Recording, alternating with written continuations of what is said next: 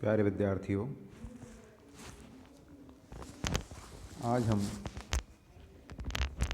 संगठन के बारे में अध्ययन करेंगे।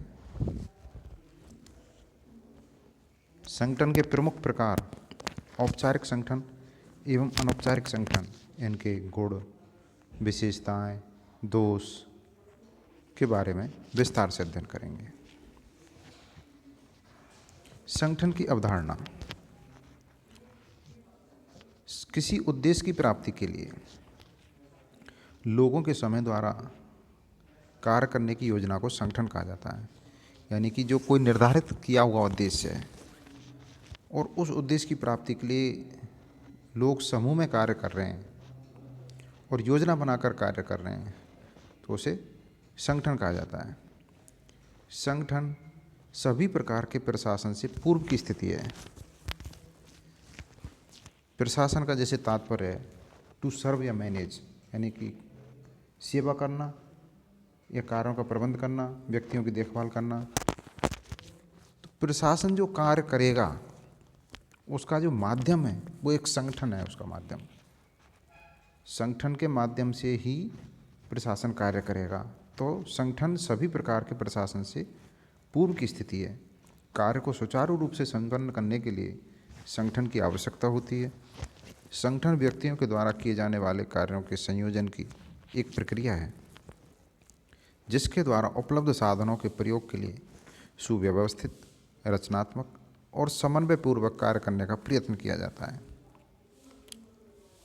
प्रशासन उद्देश्य प्राप्ति के लिए जिन साधनों और सिद्धांतों का सहारा लेता है वे पूर्ण रूप से संगठन पर आधारित होते हैं। इसलिए प्रशासन और संगठन में घनिष्ठ संबंध होता है। संगठन के अभाव में मानव समाज की कल्पना करना व्यर्थ है। चेस्टर बर्नार्ड ने कहा है कि व्यक्तियों की पहचान के लिए आज हम यह देखते हैं कि वे किस प्रधान संगठन के सदस्य हैं। अर्थात आज जो संगठन है वो हमारी एक पहचान है, व्यक्तियों की पहचान है। आज व्यक्तियों की पहचान का एक माध्यम बन गया है कि कोई व्यक्ति किस संगठन में कार्य करता है। संगठन का अर्थ।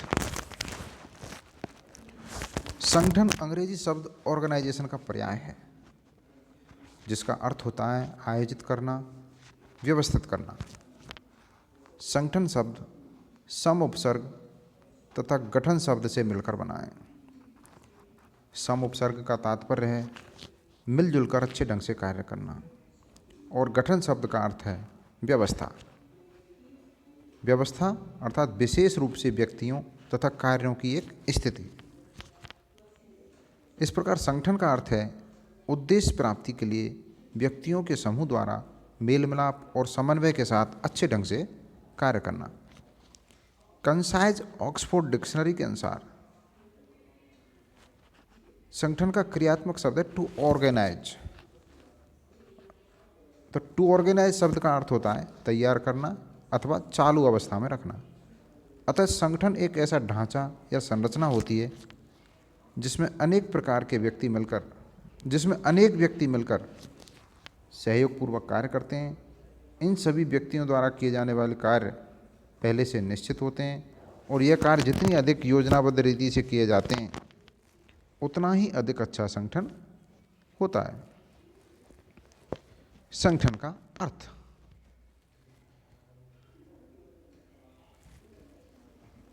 अगर प्रबंध के दृष्टिकोण से देखा जाए तो संगठन के दो अर्थ होते हैं। संगठन का अर्थ, संगठन को दो अर्थों में प्रयोग किया जाता है संगठन शब्द को। इनमें एक है प्रक्रिया के रूप में और दूसरा है ढांचे के रूप में, अर्थात संरचना के रूप में और कार्य प्रक्रिया के रूप में। इसके अलावा संगठन के जो सामान्य अर्थ हैं शब्द के, वो हैं सामूहिकता, जैसे एकता में शक्ति होती है। संस्था या संगठन, किसी संस्था या संगठन को भी, संस्था या संघ, उसको भी संगठन कहा जाता है, जैसे विश्व स्वास्थ्य संगठन। प्रशासकीय संरचना, ये प्रशासकीय शब्द है। प्रशासकीय संरचना प्रशासकीय संरचना का नमूना तैयार करने को भी संगठन कहा जाता है, जैसे रक्षा मंत्रालय के संगठन की रूपरेखा बनाना। संरचना का पर्याय, संगठन किसी संगठन व्यवस्था की संरचना का पर्याय भी होता है, पर्यायवाची होता है, जैसे वित्त मंत्रालय का संगठन। प्रक्रियाओं का संचालन, प्रशासनिक संरचना के निर्धारित कार्यों एवं प्रक्रियाओं के संचालन को भी संगठन कहा जाता है, जैसे जनगणना और पल्स पोलियो कार्यक्रमों का आयोजन करना। संगठन की परिभाषा, अलग अलग विद्वानों ने अपने अपने दृष्टिकोण के अनुसार संगठन की अलग अलग परिभाषाएं दी हैं, जिनमें प्रमुख परिभाषाएं निम्न प्रकार हैं। जेडी मू ने सामान्य उद्देश्य की प्राप्ति के लिए बनाया गया प्रत्येक मानवीय तथा मानवीय संघ, अर्थात सामान्य उद्देश्य की प्राप्ति के लिए बनाया गया प्रत्येक मानवीय संघ संगठन कहलाता है। प्रोफेसर वाइट, निश्चित लक्ष्यों की प्राप्ति को सरल बनाने के लिए कार्यों एवं उत्तरदायित्वों का विभाजन ही संगठन है। चेस्टर बर्नार्ड, दो या दो से अधिक व्यक्तियों की सचेत समन्वित गतिविधियों की व्यवस्था को संगठन कहा जाता है। मैकफारलैंड, निश्चित व्यक्ति समूह द्वारा निश्चित देशों की, इसे दोबारा सुने, निश्चित व्यक्ति समूह द्वारा निश्चित उद्देश्यों की प्राप्ति हेतु किए जाने वाले कार्यों को संगठन कहा जाता है। ये शब्द उद्देश्य है यहाँ पर। लूथर गुलिक, संगठन सत्ता का औपचारिक ढांचा है जिसके द्वारा किसी निर्धारित लक्ष्य की प्राप्ति के लिए कार्य को विभाजित तथा निर्धारित किया जाता है और उनका समन्वय किया जाता है। उर्विक, संगठन का अर्थ है उन क्रियाओं का निर्धारण करना जो किसी निर्धारित उद्देश्य की पूर्ति के लिए आवश्यक हों और उनको ऐसे वर्गों में क्रमबद्ध करना जो कि विभिन्न व्यक्तियों को सौंपी जा सकें। R.C. डेविस, संगठन मूलतः व्यक्तियों का एक समूह है जो कि सामान्य उद्देश्य की पूर्ति हेतु एक नेता के निर्देशन में सहयोग करता है। संगठन के प्रकार, सामान्यतः संगठन को दो भागों में विभाजित किया जाता है, औपचारिक संगठन एवं अनौपचारिक संगठन। पहले औपचारिक संगठन के बारे में अध्ययन करते हैं। एक ऐसा संगठन जो विधिवत विशेष लक्ष्य की पूर्ति के लिए एक निश्चित योजना के आधार पर निर्मित होता है। इसमें तीन चीज़ आ गई, विधिवत यानी कि कानूनी रूप से नियमानुसार, फिर विशेष लक्ष्य और तीसरा है निश्चित योजना। इनके आधार पर निर्मित होता है। इसे उच्च अधिकारी की स्वीकृति प्राप्त होती है। इस संगठन में प्रत्येक स्तर पर अधिकार एवं उत्तरदायित्व स्पष्ट रूप से परिभाषित कर दिए जाते हैं। यह वह ढांचा है जो संगठन के मानचित्र के रूप में प्रदर्शित किया जा सकता है। साइमन ने औपचारिक संगठन की परिभाषा इस प्रकार दी है। औपचारिक संगठन में अमूर्त एवं बहुत कुछ स्थायी नियमों का समावेश होता है जो प्रत्येक सहभागी के व्यवहार को प्रभावित करते हैं। उर्विक, संगठन से अभिप्राय है औपचारिक ढांचा जिसकी रचना स्पष्ट सिद्धांतों, नियमों तथा उपनियमों के आधार पर विशेषज्ञों द्वारा की जाती है। L.D. वाइट, यह संबंधों की एक औपचारिक घोषित प्रतिकृति है जो शासन में विधि तथा उच्चतम प्रबंध द्वारा स्थापित की जाती है। यह किए जाने वाले कार्य की प्रकृति तथा मात्रा पर आधारित है। इसे चित्र या रेखा चित्र पर अंकित किया जा सकता है भले ही वह परिपूर्ण न हो। अब अनौपचारिक संगठन के बारे में अध्ययन करते हैं। अनौपचारिक संगठन सामाजिक मनोवैज्ञानिक दृष्टिकोण का प्रतीक है। यह संगठन उन व्यक्तियों द्वारा किए गए व्यवहार से संबंधित है जो किसी संगठन में कार्य करते हैं। अनौपचारिक संगठन को एक परछाई संगठन कहा जाता है। इस संगठन को औपचारिक संगठन का छायाचित्र भी कहा जाता है। अनौपचारिक संगठन औपचारिक संगठन के भीतर ही उत्पन्न होते हैं। ये संगठन औपचारिक संगठनों के पूरक माने जाते हैं। अनौपचारिक संगठन के सदस्यों के कोई निश्चित संगठनात्मक उद्देश्य नहीं होते। उच्च अधिकारियों के द्वारा ना तो अनौपचारिक संगठन को बनने से रोका जा सकता है, ना ही उन संगठनों पर कोई नियंत्रण रहता है। बर्नार्ड ने कहा है, अनौपचारिक संगठन कोई बुराई नहीं है, बनाने की आवश्यकता है। बर्नार्ड, एक संगठन उस समय अनौपचारिक माना जाता है जब अंतः व्यक्तिगत संबंधों का समूह अनजाने में संयुक्त उद्देश्य के लिए स्थापित हो जाता है। जोसेफ एल मैसी, अनौपचारिक संगठन मानवीय अंतरक्रियाओं का एक समूह है जो लंबे समय तक एक साथ रहने के कारण स्वाभाविक रूप से उत्पन्न हो जाते हैं। एल डी वाइट के अनुसार ऐसे क्रियात्मक संबंध जो लंबे अरसे तक एक साथ काम करने वाले लोगों के पारस्परिक अंतःक्रियाओं के फलस्वरूप विकसित हो जाते हैं।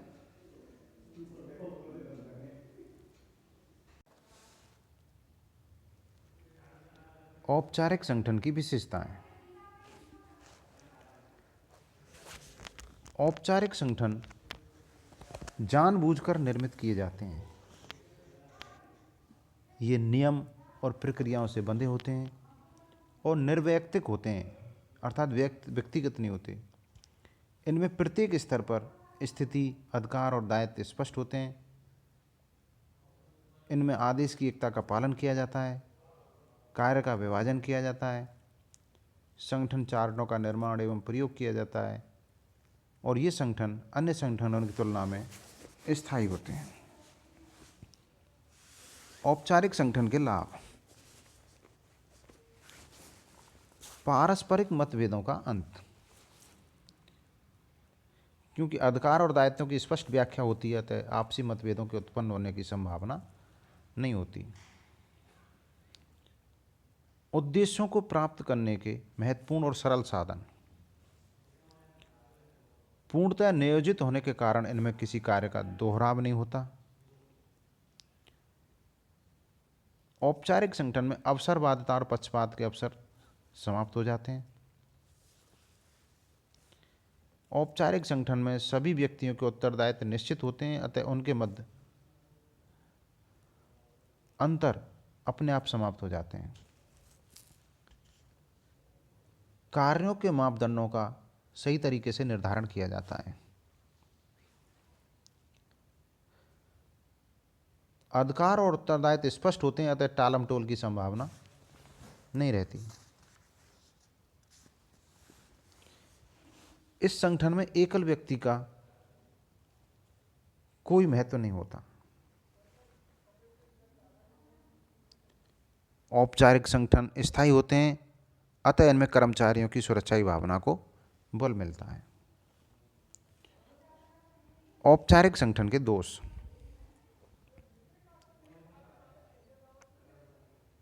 इस संगठन में औपचारिकताएं बहुत अधिक होती हैं। नियम और प्रक्रियाओं पर ज़्यादा बल दिया जाता है। पहल शक्ति समाप्त हो जाती है क्योंकि सभी नियमों से बंधे हुए होते हैं। मानवीय संवेदनाएं समाप्त हो जाती हैं, मानवीय महत्वों को भुला दिया जाता है। इन संगठनों में अधिकारी कई बार अपने अधिकारों को निजी हित में प्रयोग करने लगते हैं। संगठन में लाल फीताशाही, पद अहंकार और कानूनी कायदों का पालन करने से नौकरशाही के दोष उत्पन्न हो जाते हैं। औपचारिक संगठन यंत्रवत होते हैं जो मनुष्य की बजाय नीतियों और नियमों को अधिक महत्व देते हैं। औपचारिक संगठन अनौपचारिक संचार प्रणाली में बाधक होते हैं। औपचारिक संगठन में जड़ता, दृढ़ता और कठोरता का समावेश हो जाता है जो परिवर्तन के प्रतिरोधक का काम करते हैं। कार्मिकों की विशेषज्ञता या विशिष्टता के कारण उनका दृष्टिकोण संकुचित हो जाता है। उच्च अधिकारियों और निम्न अधिकारियों के संबंध तनावपूर्ण और असहयोगी हो जाते हैं, जिसके कारण समन्वय की भयंकर समस्या उत्पन्न हो जाती है। अनौपचारिक संगठनों की विशेषताएं।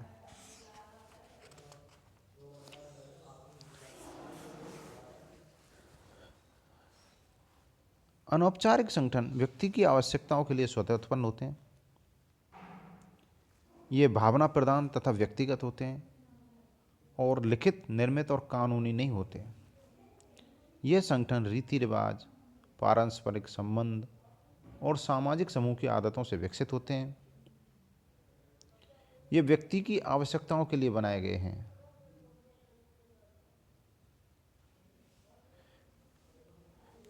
नियमों की औपचारिकता और जटिलता से दूर होते हैं, शीघ्र कार्य करने के पक्षधर होते हैं।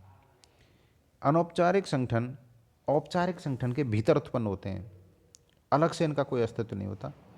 अनौपचारिक संगठन ढीले, परिवर्तनशील होते हैं और ये स्थायी नहीं होते, लोगों की आवश्यकता अनुसार बदल जाते हैं और संगठन चार्ट में इनका कोई स्थान नहीं होता।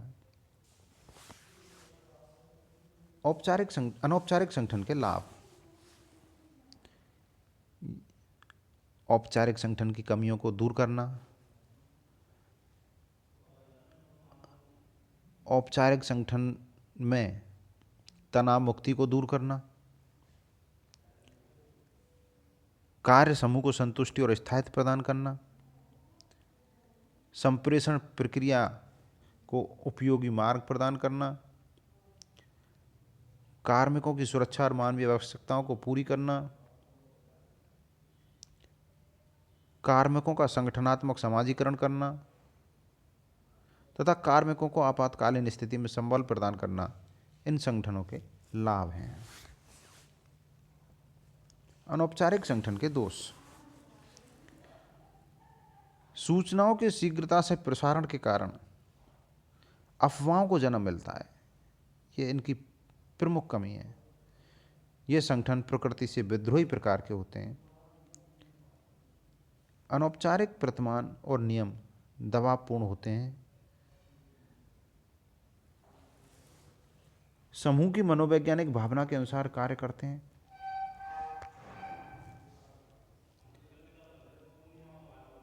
उत्पादकता में वृद्धि के प्रबंधक के उपायों को अप्रभावकारी बनाते हैं। भाषा, जाति, लिंग और दुराग्रह से बने अनौपचारिक संगठन विनाशकारी होते हैं। श्रमिकों के उत्पादन में गिरावट आती है, जो कि संगठन के हित में नहीं होती। ये अनौपचारिक संगठनों के दोष होते हैं। औपचारिक और अनौपचारिक संगठन में अंतर के आधार हैं, जैसे निर्माण के आधार पर। औपचारिक संगठन जानबूझकर निर्मित होते हैं, जबकि अनौपचारिक संगठन स्वतः निर्मित होते हैं। आकार।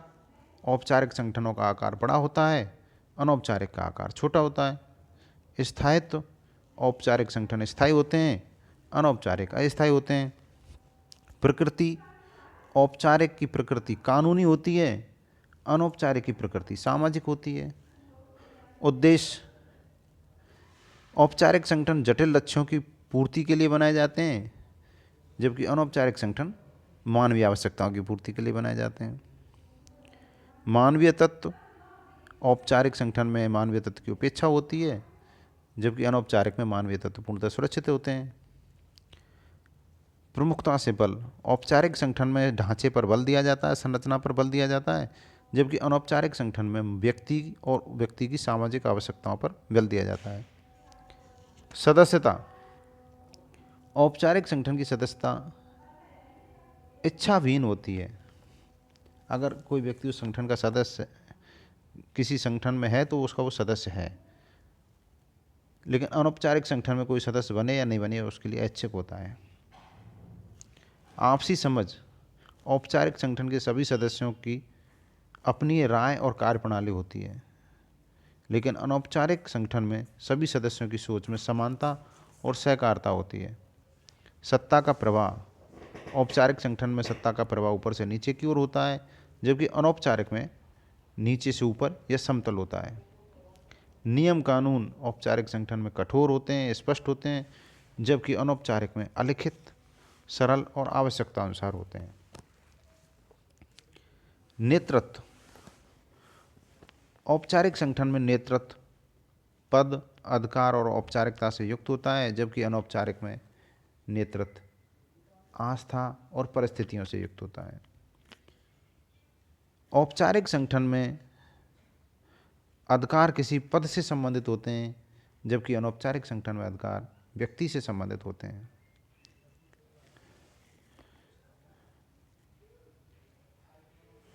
संगठन के आधार।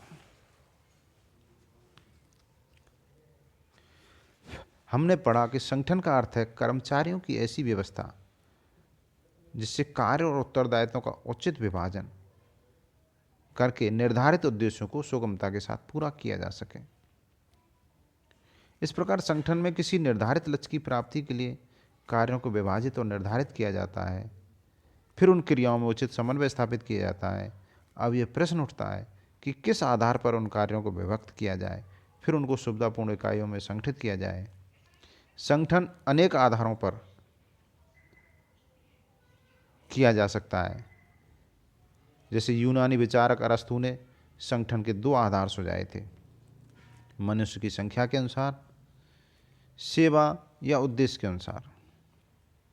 सन 1918 में बनी सरकारी तंत्र पर गठित हाल्डेन समिति ने विभागों का गठन 2 आधार पर किया था, सेवित व्यक्ति तथा की जाने वाली सेवाएं।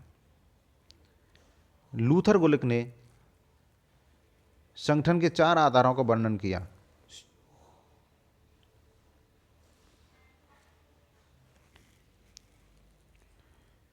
पहला आधार प्रयोजन या उद्देश्य। प्रयोजन का तात्पर्य है वह लक्ष्य जिसके लिए संगठन की स्थापना की जाती है, जैसे रक्षा, शिक्षा, रेल, स्वास्थ्य और परिवार नियोजन, डाक तार या यातायात। उद्देश्य के आधार पर संगठन बनाने का अर्थ यह होता है कि सभी लोग एक ही उद्देश्य की प्राप्ति के लिए कार्य करते हैं, चाहे उनकी प्रक्रिया कुछ भी क्यों ना हो, वे एक ही विभाग के अंग होते हैं।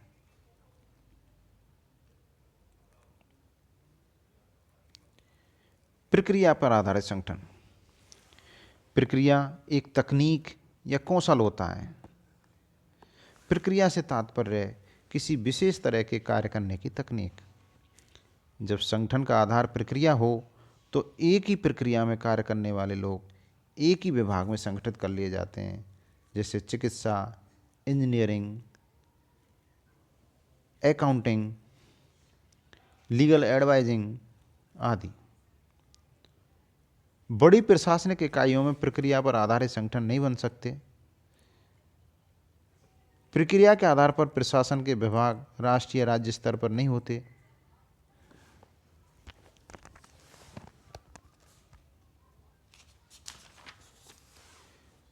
व्यक्ति के आधार पर किसी विशेष व्यक्ति समूह के कल्याण के लिए या उसकी सेवा को ध्यान में रखकर बनाया गया संगठन व्यक्ति के आधार पर बनाया गया संगठन होता है, जैसे श्रम विभाजन, हरिजन कल्याण, आदिवासी विकास, शहरिया विकास विभाग आदि।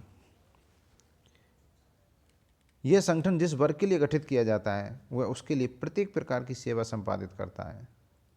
जैसे आदिवासी कल्याण विभाग आदिवासियों की शिक्षा, स्वास्थ्य और सामान्य सुविधाएं सबकी पूर्ति करता है। क्षेत्र आधारित संगठन।